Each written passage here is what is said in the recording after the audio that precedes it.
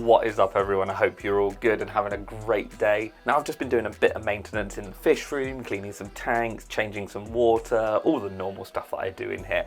And I've noticed how good the Rummynose Tetras are looking. And it got me thinking as well, because I was looking at the different behaviours of some of the fish in the fish room.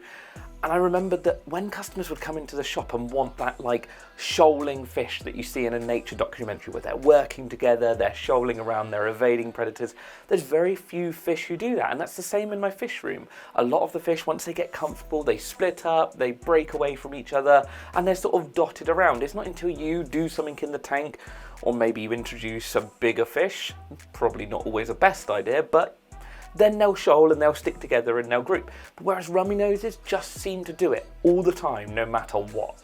So if you're looking for that fish that's going to like recreate that iconic nature documentary, you know, big shoals, maybe sharks chasing after them, but not like that, but you get what I mean. I think Rummynoses are going to be the one for you, and we are going to discuss everything we need to know on these little fish, including the fact that there's actually 3 different types of Rummynose. 4 if you count one that's not related.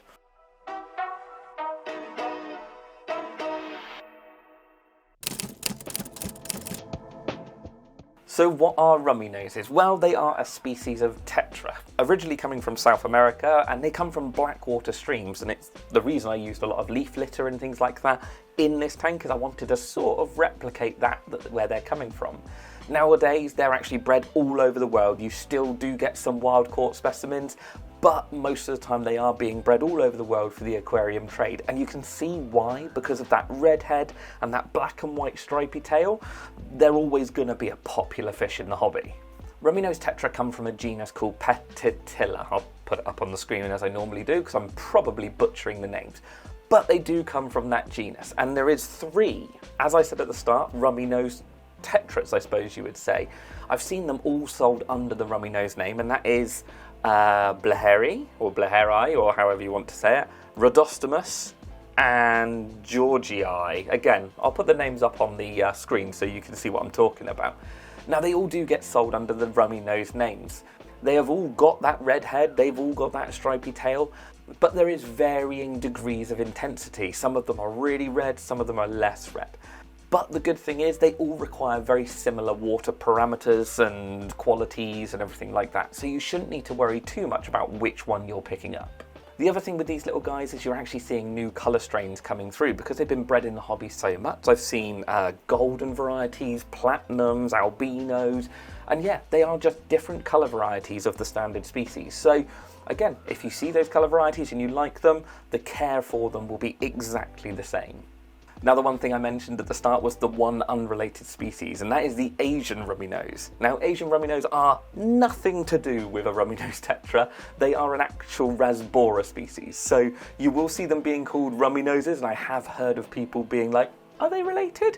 They're definitely not. The males of an Asian Rummynose get that beautiful silver and red head. Hopefully I've got a photo somewhere. And the females will be a bit more of a sort of goldy, sandy sort of colour. But yeah, not related. You will see them being called Rummynoses or Asian Rummynoses, but in fact they're not a Tetra, they're a Rasbora. So, but anyway, back on with the Tetras. We're talking about them today.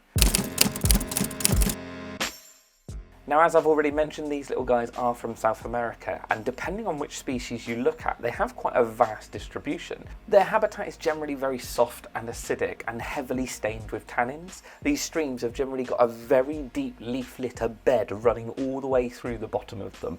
And very few aquatic plants survive under the water here because of how soft it is and because of, well, how much leaf litter there is. Most of the vegetation in their natural environment actually comes from above the water and floating plants and things like that. When it comes to setting up an aquarium for Rummynose Tetras, they're not overly fussy. You could go super natural with loads of leaf litter on the bottom, very few aquatic plants, and maybe just some house plants growing out the top. Or you could just pretty much do what you want. As long as they're given hiding spaces, as long as they're given soft, clean water, which we'll get into that in a minute, they seem to do really, really well. My guys in here are a little bit skittish still. They're fairly decent, but when I come too close to the aquarium like now, they like to go and hide in amongst the plants, and then it will take a bit of time for them to come back out. And I think it's the same with most fish. As long as you give them good amounts of hiding spaces, some rocks, some bogwood, things like that to hide around, they'll get on absolutely fine. Another thing that makes Rummynoses so popular is the temperatures that they can live in. And I've seen them living anywhere from about, 22 degrees Celsius all the way up to 28 degrees Celsius with no problems whatsoever. I have even seen them being kept with the likes of discus and rams around the 30 degrees mark. Now, this isn't something that I've personally done with Rummynoses, but I've seen it done in so many top quality aquarium keepers' tanks that, I don't see why it's a problem. They seem to do really, really well. They seem to colour up. I guess the only thing is to keep an eye on things like discus when they get a bit bigger, because these guys are noodle shaped and easily edible, I suppose. But again, we'll get into that in the next few chapters of this video. When it comes to water parameters, again, they are fairly tolerant, but I do find that they do their best in soft acidic water with pHs under 7. When the tank's got a slight stain, a slight tan into the water, their colours and that black and white tail and that red nose shows off the best. Now, this is to say that they can't be kept in hard water, but they do seem more prone to stressing out and illnesses when you're keeping that slightly harder water with them.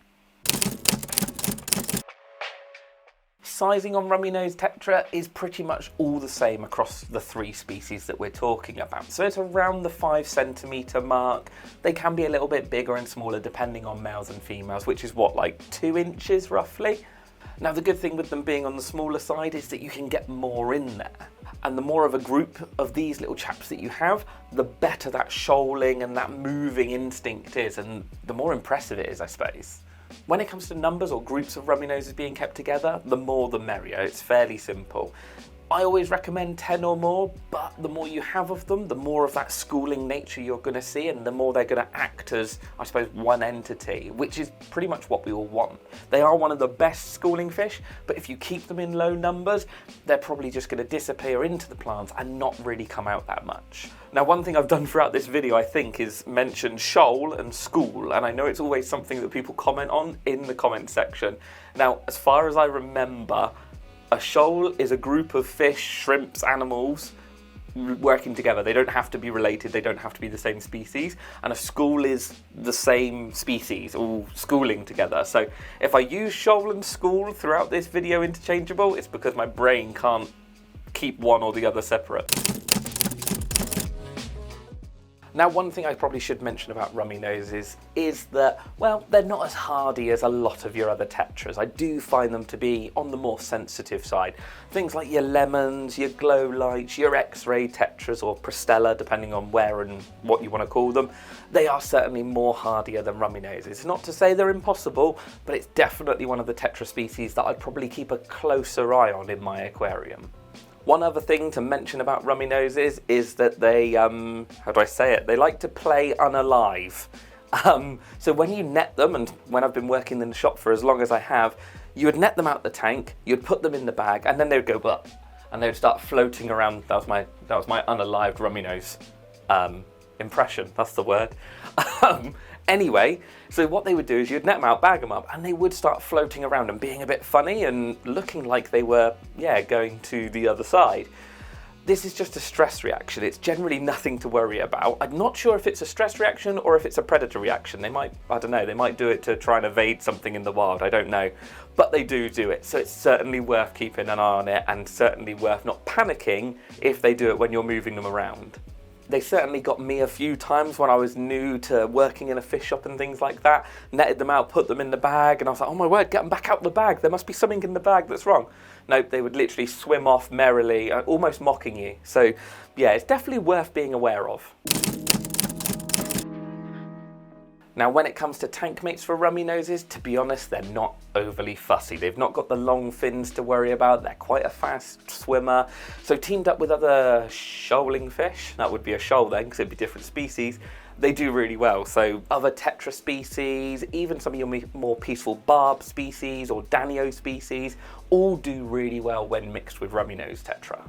As for bottom dwellers to keep in with Rummynoses, most of your Echinodorus species, and I say most, all of your Echinodorus species will generally get on well with them. And things like your suckermouth catfishes like bristlenoses and ottocinclus, they'll all do really well and they'll give it that Amazonian vibe.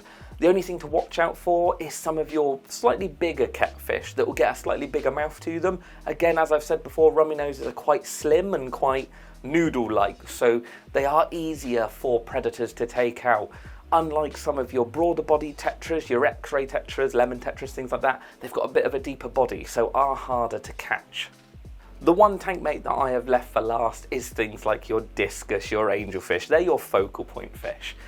I've seen these being kept together absolutely tons. And with the schooling nature of the Rummynoses, they are quite dazzling and quite hard to track down. You've got to remember, the smaller numbers you keep them in, the easier they are going to be to pick off. And also, as your discus and your angelfish grow up, they are going to become a little bit easier to swallow. Again, because of that slim nature of the Rummynose, they are going to be an easier target. But as with anything, keep your fish well fed, keep them well looked after, loads of hiding spaces, good numbers of all the fish as well. If you've got 5 Rummynoses, they're probably going to get picked off quite quickly. If you've got 20 or 30, that shoaling nature is going to probably dazzle and startle the other fish into not really being able to hunt them. But I have seen large angels and large discus, as they get older, start to be a little bit more clever and start to take out the Rummynoses. So it's worth bearing in mind. There are some other focal point fish that would be good, things like your keyhole cichlids, maybe cockatoo dwarf cichlids, that are slightly smaller and aren't going to pose a problem to them. But it's been done for years. You'll see loads of people online doing it. Discus and angelfish, it's totally up to you. Feeding Rummynose Tetra is probably one of the easiest things to talk about, to be honest. Essentially anything that will fit in their mouths. So a good quality pellet food of varying sizes, or one that you can crush up in your fingers, would be my main staple diet for them, and it is for my guys here.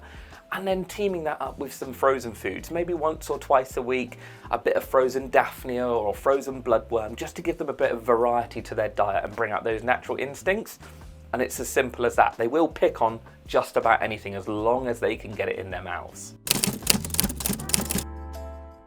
Now lastly, we come to breeding. Now, breeding can be tricky in Rummynoses, to be honest with you, certainly for the average hobbyist. Females can be tricky to tell apart from males. Females will be a little bit plumper and a little bit more larger and rounder because they're obviously going to be carrying those eggs, but it's not always that easy to spot. When it comes to breeding, you will need very soft acidic water to bring them into condition for spawning. Again, black water tanks, botanicals, things like that, it's all going to help bring these fish into their best and hopefully get them to spawn for you.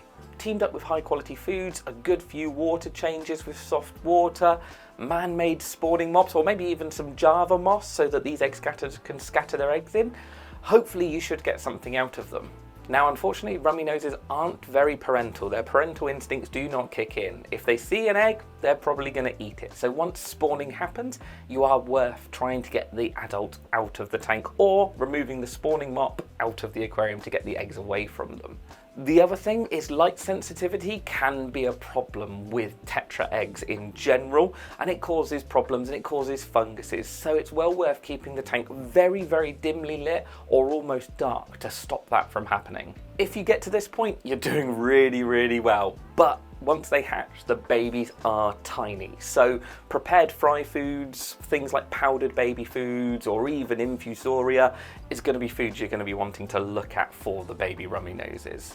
But as I've said, this isn't a species that's easy. It's probably not one to start off with. There's definitely other species out there to try spawning first. But if you want a challenge, maybe these ones are the ones for you.